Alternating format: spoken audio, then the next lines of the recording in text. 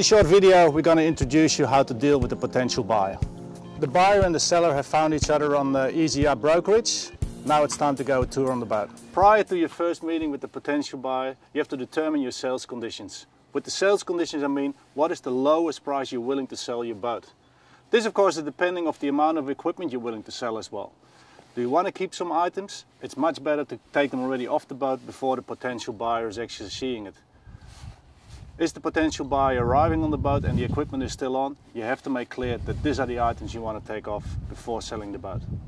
When your intention is to sell the boat with all the equipment, make sure that you remove the covers so that the potential buyer can see immediately what kind of equipment is on board. Once you've determined your sales condition, most likely the next thing what will happen is that you're going to meet the potential buyer. Trust hereby is everything. For example, ask how his trip was going. Could he find the place quite easy? But in this first introduction of yourself, maybe already try to find out why he's actually here. What does he try to find? Do you decide to go on board? Make sure, of course, that the temperature is really nice inside and that everything is laid out really nicely. Once you're on the boat with the potential buyer, show him all the highlights of the boat. You can do that by either walking around or even position him behind the steering wheel. Behind the steering wheel, you've got a good overview, and here you can straight away, for example, show the electronics, the ease of winches, all that kind of aspects what you think are important to sell your boat. Way easier, of course, have a place where the boat is parked like here. Just step on board, easy way going. Of course, to create trust, straight away try to get the potential buyer on the helm. So even when docking out, try to get the potential buyer steering the boat. If the potential buyer is quite flexible with his date, try to make an appointment on a day like today. Beautiful sunshine, not too much breeze, so the owner doesn't get scared away by the boat he's going to buy.